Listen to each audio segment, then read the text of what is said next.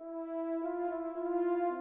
localização geográfica de Portugal e a sua pequena dimensão de 92 mil quilômetros quadrados não o impede de ser um dos maiores produtores mundiais de vinho e do azeite.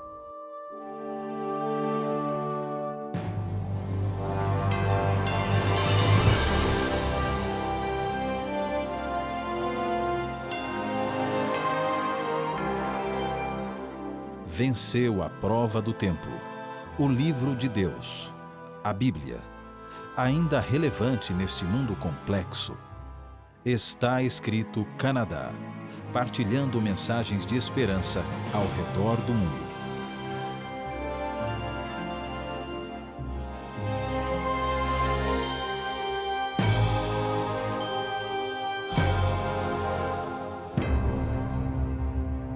Além das belas paisagens, a rica cultura, a gastronomia portuguesa, Portugal tem também como cartão de visita a sua produção de vinho e do azeite. Tais produtos fazem parte não só da história de Portugal, como também do dia a dia do povo português. O vinho e o azeite foram os primeiros produtos a serem exportados por Portugal, tendo o seu registro de exportação datado antes mesmo da fundação do Reino Português, em 1140. Algum tempo atrás, a população, em sua grande maioria, vivia no campo. A produção de produtos agrícolas, como o vinho e o azeite, eram essenciais para a saúde econômica do país e para a sobrevivência das famílias rurais. Há relatos na história onde a falta de vinho e o azeite produziram um grande impacto na sociedade. Um desses incidentes ocorreu no século XIX. Foi conhecido como o período negro do vinho, a praga da Filoxera, que apareceu inicialmente na região do Douro em 1865, rapidamente se espalhou por todo o país, devastando a maior parte das regiões do vinho. O que fazer quando um desastre como esse acontece? Aonde buscar auxílio quando tudo que você julga ser certo e seguro não mais existe? O profeta bíblico Abacuque se deparou com tal situação.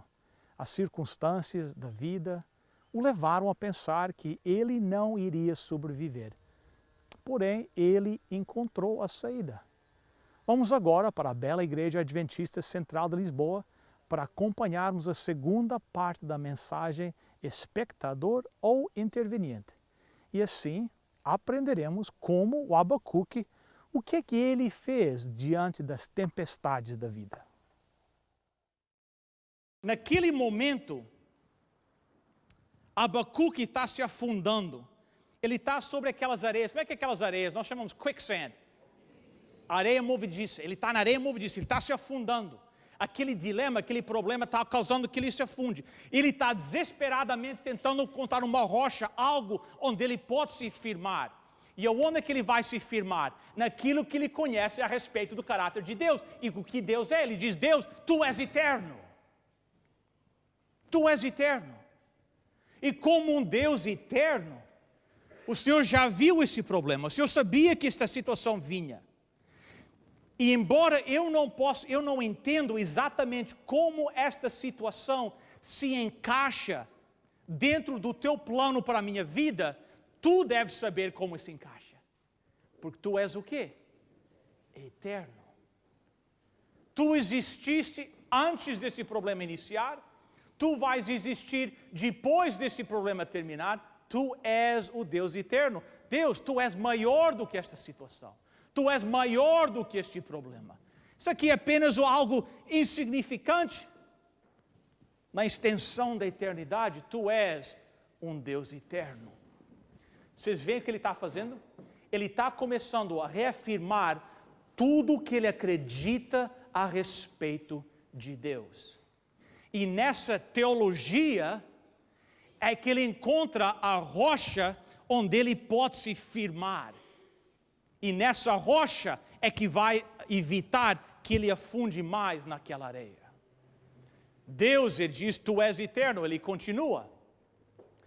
Ok, Senhor meu Deus. Aqui, no original, ele usa o termo o soberano.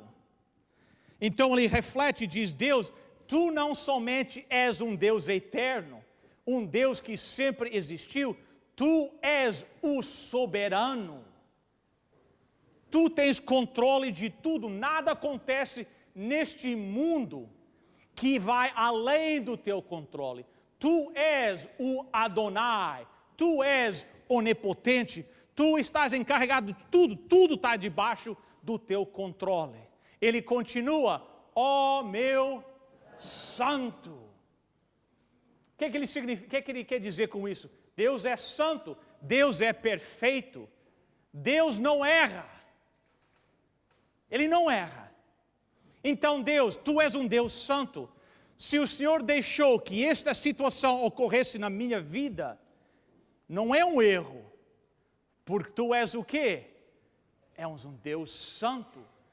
Esta situação tem que ela se encaixa dentro da tua perfeição. Ele continua, ó Senhor, para executar juízo, puseste aquele povo, tu o quê? Rocha. Ele encontrou a rocha, o fundaste para servir de disciplina. Abacuque aqui está reafirmando tudo que ele conhece a respeito de Deus. Ele diz, Deus, tu és eterno. Deus, tu és soberano. Deus, tu és perfeito e és santo. E nesse conhecimento do caráter de Deus, daquilo que Deus é, lá ele encontra a sua rocha. E é interessante, nós não temos tempo nessa noite para ler todos os versículos, são apenas 3 capítulos. Nós não temos tempo nesta noite para ler tudo. Mas ao ler pelo menos o capítulo 1 e depois até o verso 4, capítulo 2, você percebe algo muito interessante. A situação de Abacuque não mudou, mas Abacuque se sente bem melhor. E ele faz um resumo a tudo no capítulo 2, no verso 4, onde apresenta essas palavras, mas o justo viverá pela quê? Fé. O justo viverá pela quê? Fé. Amigos, essa é uma das declarações mais importantes na Bíblia. É repetida pelo menos 3 vezes no Novo Testamento, Romanos 1,17, como está escrito, o justo viverá pela quê? Fé. Gálatas 3,11, porque o justo viverá pela quê? Fé. Hebreus 10:38, todavia o meu justo viverá pela quê? Fé. O justo viverá pela quê? Fé. Em quê? Em Deus. Por quê? Porque Ele é eterno, porque Ele é soberano, porque Ele é o Deus santo. E dentro desse conhecimento de Deus, Abacuque e eu e você vamos encontrar a rocha necessária para nos dar a segurança nas horas difíceis da nossa vida. Abacuque viu que Deus era eterno, Deus é soberano, Deus não erra. Ele sabia que Deus é encarregado de todas as coisas, que Deus é um Deus fiel, e Deus não ia abandonar as promessas que Ele tinha feito ao seu povo. E as suas circunstâncias não mudaram, as circunstâncias continuam exatamente do jeito que estavam, mas Abacuque se sente melhor, ele se sente em paz. Ele recebeu o que a Bíblia diz, chama de sucesso e prosperou em sua vida espiritual, sabendo que Deus está ao controle de tudo. E veja a maneira que ele termina o livro. Para mim, eu acho que isso são alguns dos versículos mais bonitos em toda a Bíblia. Capítulo 3, verso 17. Ainda que as figueiras não produzam fruta, e as parreiras não deem uvas, ainda que não haja azeitonas para apanhar, nem trigo para colher, ainda que não haja mais ovelhas nos campos, nem gados nos currais, o povo aquilo era um povo agrícola, então estas frases tinham um significativo muito importante para aquele povo. Ele falou da figueira. Uma coisa que eu sei é que a figueira sempre brota. Ele disse, mesmo que a figueira, que sempre brota, não brotar. E se eu for à vinha e lá não encontrar uvas. E se, como é que se diz, as oliveiras não derem as azeitonas. Uma coisa que nós portugueses conhecemos são azeitonas, né? Pastor Douglas esteve no Jardim do Getsemane, alguns meses atrás. E eles dizem que no Jardim do Getsemane hoje tem oliveiras lá, que eram apenas pequenas árvores. Em inglês nós chamamos saplings, não sei como é que chama, eram pequenas oliveiras que estão lá até hoje. 2000 anos. Dando azeitonas. Mas Abacuque diz, mesmo que a oliveira não desse nenhuma azeitona, e você fosse ao campo e lá não encontrasse nenhum animal, nenhuma ovelha, nenhuma vaca, nada. Em outras palavras, se tudo que é comum na minha vida, se tudo aquilo em que tudo aquilo que eu preciso, tudo aquilo em que eu confio na minha vida, quem sabe se Abacuque estivesse escrevendo hoje, ele falaria assim, se eu entrar no mercado e não houver comida lá nas prateleiras, se eu for ao banco ou na caixa eletrônica para sacar, para tirar dinheiro e perceber que não existe nenhum dinheiro na minha conta, se eu chegar no meu emprego só para encontrar as portas trancadas porque a companhia foi à falência e eu perdi o meu emprego, se tudo na minha vida que eu dependo, que eu preciso para existir, se tudo isso desaparecer, se de um dia para o outro tudo for tomado de mim, veja o que ele diz, mesmo assim darei o quê?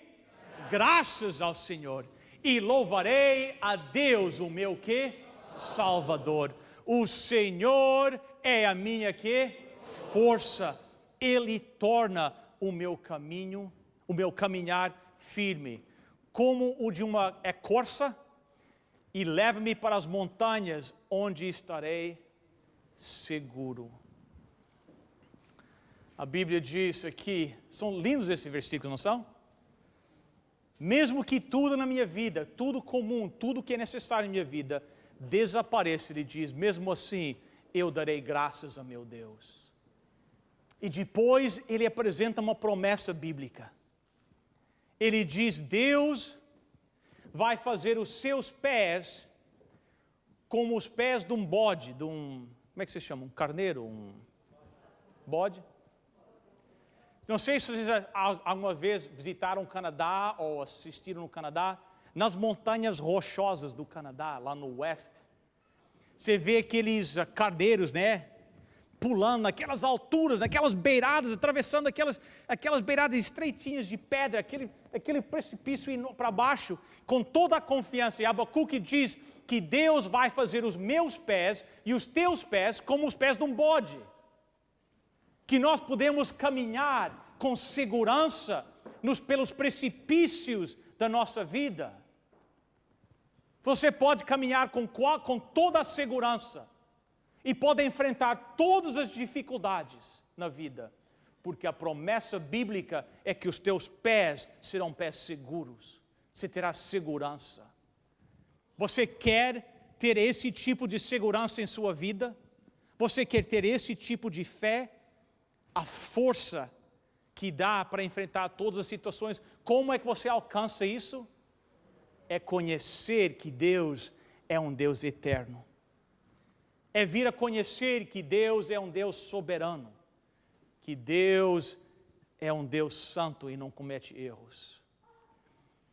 Alguém uma vez disse para mim, não sei se na tradução vai sair do mesmo jeito, alguém disse, uma Bíblia que está caindo aos pedaços costuma pertencer a alguém que não está. Vocês entenderam? Nós dizemos em inglês, a Bible that is falling apart generally belongs to someone who isn't. Uma Bíblia que está caindo aos pedaços costuma pertencer a alguém que não está caindo aos pedaços. Por quê? Porque eles encontram a confiança e a fé em Deus. Deus pode te dar a segurança para enfrentar as dificuldades. Deus pode te dar a segurança quando Ele te pede para caminhar naqueles altos da vida, naquelas montanhas rochosas. Você pode caminhar com toda a segurança.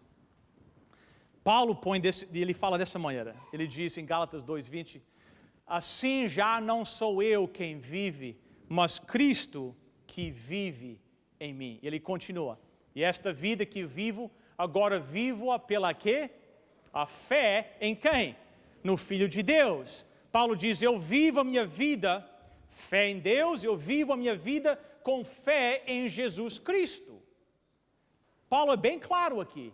Ele diz, na minha vida, a fé eu coloco no Filho de Deus. Eu não coloco em coisas materiais, no meu emprego, no meu conhecimento, na minha sabedoria, na minha beleza, na minha força. Eu coloco a minha fé no Filho de Deus. E se Paulo tivesse aqui, que seria uma bênção, Paulo, vocês ouvirem Paulo em vez de ouvirem a mim, né? Mas se Paulo tivesse aqui, ao meu lado, e nós acabássemos de ler esses versículos, eu ia dizer para ele, Paulo, por quê? Por que você coloca a sua fé em Jesus Cristo? Que evidências que você tem para colocar a fé em Jesus Cristo? E eu acredito que Paulo ia responder desta maneira, eu coloco a fé em Jesus Cristo, aquele que me amou e se deu a si mesmo por mim. Paulo disse, eu tenho a certeza, se Paulo estivesse aqui ao meu lado, e eu virasse para ele e disse, Paulo, por que ter fé em Jesus Cristo? Fala para este povo assistindo aqui, por que ter fé em Jesus Cristo? Ele diz, coloque a sua fé em Jesus com toda a confiança, porque Jesus te amou ao ponto que lhe deu a sua própria vida por você. Irmãos, eu sou um homem simples. Eu não conheço muitas coisas, vou ser sincero. Vocês já perceberam que o português é meio enrolado, né? Mas uma coisa eu sei. Você pode colocar a sua fé numa pessoa que está disposta a morrer por você. Isso eu sei. Você pode fazer perguntas de engenharia, química, eu não sei. Mas uma coisa eu sei. Jesus Cristo morreu por mim. E morreu por você. Mesmo me conhecendo. Imagine. Mesmo sabendo quem eu sou, Jesus disse, eu estou disposto a morrer por ele. E em troca, ele apenas pede que eu coloque a minha fé nele. Alguém que está disposto a dar a sua vida por você, você pode colocar a sua fé. Romanos 5:8 diz, mas Deus mostrou-nos quanto nos ama. Cristo morreu por nós quando ainda vivíamos aonde? No pecado. Eu vivo pela fé em meu Deus. Eu vou ser sincero, irmãos. Se eu não tivesse fé em Deus, eu não sei se eu teria a coragem para enfrentar a vida pela frente aí. Hoje, esses dias agora em Lisboa, né, os líderes mundiais estiveram reunidos aqui, discutindo o futuro, segurança, Afeganistão, etc. Mas, irmãos, os problemas são sérios. São muito sérios. As dificuldades que a humanidade vai enfrentar são dificuldades muito sérias. Os meus vizinhos me perguntam, mas você não tem ansiedade? Você não tem estresse? Bem, não vou dizer que não tem nenhum estresse, tem algum estresse, mas eu não tenho assim uma ansiedade, o que é que vai acontecer no mundo. Por quê? Porque eu tenho fé em Deus. Que Deus? O Deus eterno. o Deus soberano, o Deus santo. Eu coloco a minha fé nele. Nada existe neste mundo que está fora do controle de Deus. O Obama pode falar o que quiser, mas Deus é que está em controle, não o Obama. Com todo respeito ao presidente americano. Eu coloquei minha fé em alguém que se dedicou pessoalmente a mim, ao ponto de morrer numa cruz por mim. Eu peço que você faça a mesma coisa. Eu peço que você tome a mesma decisão. Você vai dizer, mas eu não conheço a Jesus da maneira que você conhece. Então, venha nos acompanhar nas próximas 7 noites. Isso vai ser uma oportunidade para você começar a conhecer este Deus eterno, este Deus soberano, este Deus santo. A Bíblia diz que Jesus é o meu pastor. Ele é o teu pastor. A Bíblia diz que Jesus é mais chegado que um irmão. É difícil um irmão abandonar outro irmão, mas acontece, mas a Bíblia diz que Jesus nunca te abandonará. Não existe nada que você pode fazer para que Jesus disse, ele não me interessa mais. Ela, eu não me interesso mais. Não importa nesta noite. Mesmo que alguém te diga o contrário, acredite naquilo que eu vou te dizer agora. Não existe nada que você já fez no teu passado, nada, que Deus não pode perdoar. Não existe nada que você fez no seu passado que sirva de um obstáculo para vir a Jesus e entregar a sua vida por completo a Ele. Ele é a única resposta. Eu tenho fé nele. E você nessa noite, tem fé nele? Você confia no bom pastor Jesus Cristo? Você está disposto a ser caminhado pelo pastor Jesus? Você está disposto nesta noite de vir perante ele? Ele é a única resposta para a nossa vida. O cristão, o filho de Deus, ele vive a vida diferente do que os outros. A Bíblia nos diz o seguinte, 2 Coríntios 5:7, porque vivemos pela quê? Fé. E não pelo que vemos. Nós não avaliamos a fé, a vida, pelaquilo que nós vimos e por aquilo que nós sentimos. Um filho de Deus vive pela fé. Coloque a sua fé, a sua confiança naquele Deus soberano, aquele Deus eterno, aquele Deus gracioso, amoroso, sábio, todo-poderoso. E em seu Filho Jesus Cristo, que prometeu me salvar para a eternidade. Eu oro que essa atitude seja a atitude base do resto da sua vida. Ore comigo agora. Nosso Deus e nosso Pai, nós te agradecemos estes momentos que passamos na Tua Palavra. Querido Pai, eu peço para cada um que me ouviu nesta noite, querido Pai, que eles possam olhar as suas próprias vidas, fazer uma análise, uma avaliação da sua própria vida, ver aonde eles têm colocado a sua confiança e aqueles que ainda não colocaram a confiança por completa em Ti, que eles possam fazer agora. Tu és o Deus eterno, Tu és o Deus soberano, o Deus santo, o Deus salvador. E nós te agradecemos e te damos graças nesta noite. Pedimos, querido Pai, aos teus filhos agora saírem deste local, dos vários auditórios ao redor do mundo que estão nos assistindo. Pedimos a companhia dos teus anjos. Pedimos uma boa noite de descanso. E se for da tua santa vontade, Deus, Permite-nos a oportunidade de mais uma vez nos reunirmos amanhã à noite, onde mais uma vez vamos ter o privilégio de contemplar a Tua bondade.